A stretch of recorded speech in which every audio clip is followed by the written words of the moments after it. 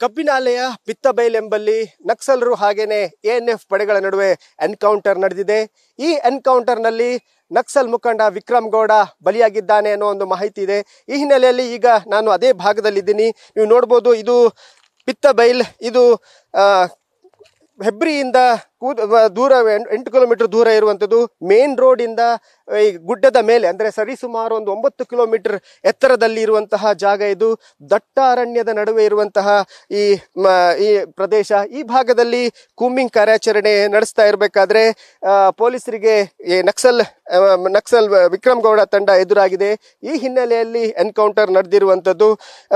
ಈ ಭಾಗದಲ್ಲಿ ಕಳೆದ 2-3 ತಿಂಗಳಿಂದ ನಕ್ಸಲರು ಓಡಾಟ ನಡೆಸ್ತಾ ಇದ್ದಾರೆ ಎನ್ನುವ ಒಂದು ಚಟುವಟಿಕೆ ನಡೆಸ್ತಾ ಇದ್ದಾರೆ ಎನ್ನುವ ಒಂದು ಮಾಹಿತಿ ಹಿನ್ನೆಲೆಯಲ್ಲಿ ಪೊಲೀಸರು ಲೋಕಲ್ ಪೊಲೀಸರು ಹಾಗೆಯೇ ಎಎನ್ಎಫ್ ತಂಡ ಈ ಭಾಗದಲ್ಲಿ ಕೂಂಬಿಂಗ್ ಕಾರ್ಯಾಚರಣೆ ಆರಂಭಿಸಿತ್ತು. ಕೂಂಬಿಂಗ್ ಕಾರ್ಯಾಚರಣೆ ಸಂದರ್ಭದಲ್ಲಿ ಕೆಲವು ಮಾಹಿತಿಗಳನ್ನು ಪೊಲೀಸರು ಹಾಗೆಯೇ ನಕ್ಸಲ್ ಪಡೆ ಮಾಹಿತಿಯನ್ನು ಕಲೆ ಹಾಕಿತ್ತು. 5 ಜನರ ತಂಡ ಈ ಭಾಗದಲ್ಲಿ ಚಟುವಟಿಕೆ ಆರಂಭಿಸಿದೆ ಅನ್ನೋ ಒಂದು ಮಾಹಿತಿ ಇದೆ. ಈಗಾಗಲೇ ಕೇರಳದಿಂದ ಈ ಭಾಗಕ್ಕೆ ಶಿಫ್ಟ್ ಬಂದಿರುವಂತಹ ನಕ್ಸಲ್ ತಂಡ 2 ಭಾಗಗಳಾಗಿ ವಿಂಗಡಣೆ ಆಗಿರೋ ಬಗ್ಗೆ ಮಾಹಿತಿ ಇತ್ತು. ಒಂದು ವಿಕ್ರಮ್ ಗೌಡ ತಂಡ, ಹಾಗೇನೆ ಇನ್ನೊಂದು ಮುಂಡಗಾರು ಲತಾ ಅವರ ತಂಡ ಈ ಭಾಗದಲ್ಲಿ ಚಟುವಟಿಕೆ ಆರಂಭ ಮಾಡಿದೆ ಅಂತಾನೆ ಹೇಳ್ಬೋದು. ಕೇರಳದಲ್ಲಿ ಎನ್ಕೌಂಟರ್ ಹೆಚ್ಚಾದ ಹಿನ್ನೆಲೆಯಲ್ಲಿ ಹಾಗೆಯೇ ಕೂಂಬಿಂಗ್ ಜಾಸ್ತಿಯಾದ ಹಿನ್ನೆಲೆಯಲ್ಲಿ ಅಲ್ಲಿಂದ ಈ ಕಡೆ ಶಿಫ್ಟ್ ಆಗಿದ್ರು ಈ ನಕ್ಸಲರ ತಂಡ. 2 ಗುಂಪುಗಳಾಗಿ ನಕ್ಸಲ್ ತಂಡ ಚಟುವಟಿಕೆ ನಡೆಸ್ತಾ ಇದೆ ಅನ್ನೋ ಒಂದು ಮಾಹಿತಿ ಹಿನ್ನೆಲೆಯಲ್ಲಿ ಈ ಭಾಗದಲ್ಲಿ ಎಎನ್ಎಫ್ ತಂಡ ಕೂಂಬಿಂಗ್ ಕಾರ್ಯಾಚರಣೆ ಆರಂಭಿಸಿತ್ತು. ಈ ಪಿತ್ತಬೈಲ್ ಎನ್ನುವ ಕೆಲವು ಮನೆಗಳಿಗೆ ವಿಕ್ರಮ್ ಗೌಡ ತಂಡ ಭೇಟಿ ನೀಡ್ತಾ ಇದೆ ಅನ್ನೋ ಒಂದು ಮಾಹಿತಿ ಹಿನ್ನೆಲೆಯಲ್ಲಿ ಕಳೆದ 5 ದಿನಗಳಿಂದ ಎಎನ್ಎಫ್ ತಂಡ ಈ ಭಾಗದಲ್ಲಿ ಕೂಂಬಿಂಗ್ ಕಾರ್ಯಾಚರಣೆ ಆರಂಭಿಸಿತ್ತು. ಹಾಗೆಯೇ ಮಾರು ವೇಷದಲ್ಲಿ ಕೆಲವು ಇನ್ಫಾರ್ಮೇಶನ್ಗಳನ್ನು ಪಡೆದಿತ್ತು. ಈ ಹಿನ್ನೆಲೆಯಲ್ಲಿ ಈ ಭಾಗದ ಒಂದು ಮನೆಗೆ ನಿನ್ನೆ ಅಂದರೆ ಸಂಜೆ ಹೊತ್ತಿಗೆ ರೇಷನ್ ತಗೊಳ್ಳಿಕ್ಕೆ ಅಥವಾ ಕೆಲವು ಸಾಮಾನುಗಳನ್ನು ತಗೊಳ್ಳಿಕ್ಕೆ ವಿಕ್ರಮ್ ಗೌಡ ತಂಡ ಬರುತ್ತೆ ಅನ್ನೋ ಒಂದು ಮಾಹಿತಿ ಹಿನ್ನೆಲೆಯಲ್ಲಿ 3 ದಿನಗಳಿಂದ ಎಎನ್ಎಫ್ ತಂಡ ಈ ಭಾಗದಲ್ಲಿ ಬೀಡು ಬಿಟ್ಟಿತ್ತು. ನಿನ್ನೆ ಏಕಾಏಕಿ ವಿಕ್ರಮ್ ಗೌಡ ತಂಡ ಎದುರಾದ ಹಿನ್ನೆಲೆಯಲ್ಲಿ ಎಎನ್ಎಫ್ ಹಾಗೆಯೇ ವಿಕ್ರಮ್ ಗೌಡ ತಂಡದ ನಡುವೆ ಎನ್ಕೌಂಟರ್ ನಡೆದಿದೆ. ಗುಂಡಿನ ಚಕಮಕಿ ನಡೆದಿದೆ. ಈ ಗುಂಡಿನ ಚಕಮಕಿ 1 ಗಂಟೆಗಳ ಕಾಲ ಗುಂಡಿನ ಚಕಮಕಿ ನಡೆದಿದೆ ಅನ್ನುವ ಮಾಹಿತಿ ಇದೆ. ಇಲ್ಲಿಯ ಜನರು ಕೊಡ್ತಾರೆ.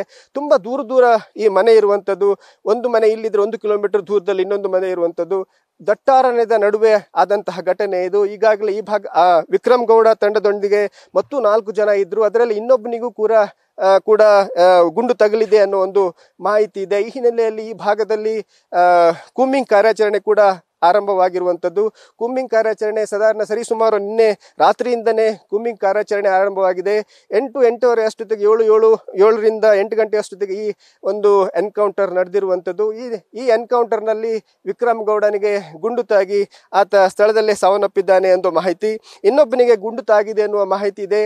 ಅವರು ಕೂಡ 3 ಜನ ತಪ್ಪಿಸಿಕೊಂಡಿದ್ದಾರೆ ಅನ್ನುವ ಮಾಹಿತಿ ಹಿನ್ನೆಲೆಯಲ್ಲಿ ಈ ಭಾಗದಲ್ಲಿ ಎಎನ್ಎಫ್ ತಂಡ ಈಗಾಗಲೇ ಕೂಂಬಿಂಗ್ ಕಾರ್ಯಾಚರಣೆ ಆರಂಭವಾಗಿದೆ. ಹಾಗೆಯೇ ಅಲ್ಲಿ ಮಾತ್ರ ಅಲ್ಲ, ದಕ್ಷಿಣ ಕನ್ನಡದ ಬಾರ್ಡರ್ ಏರಿಯಾದಲ್ಲೂ ಹಾಗೆಯೇ ಶೃಂಗೇರಿ ಭಾಗದಲ್ಲೂ ಕೂಡ, ಚಿಕ್ಕಮಗಳೂರು ಭಾಗದಲ್ಲೂ ಕೂಂಬಿಂಗ್ ಕಾರ್ಯಾಚರಣೆ ಆರಂಭವಾಗಿರುವಂಥದ್ದು. ಒಂದು ಮಾಹಿತಿ ಪ್ರಕಾರ ಅವರು ಚಿಕ್ಕಮಗಳೂರು ಅಥವಾ ದಕ್ಷಿಣ ಕನ್ನಡ ಕಡೆ ಪರಾರಿ ಆಗಿರಬಹುದು ಅನ್ನೋ ಒಂದು ಮಾಹಿತಿ ಇದೆ. ಈ ಹಿನ್ನೆಲೆಯಲ್ಲಿ ಆ ಭಾಗಕ್ಕೂ ಕೂಡ ಕೂಂಬಿಂಗ್ ಕಾರ್ಯಾಚರಣೆ ನಡೆಸಲಾಗ್ತಾ ಇದೆ. ಕ್ಯಾಮ್ರಾಮನ್ ಪ್ರಶಾಂತ್ ಅವರೊಂದಿಗೆ Kiran Sirsika, News First, Mangaluru. News First ನಿರ್ಭೀತಿಯಿಂದ ನಿಮ್ಮ ಪರವಾಗಿ.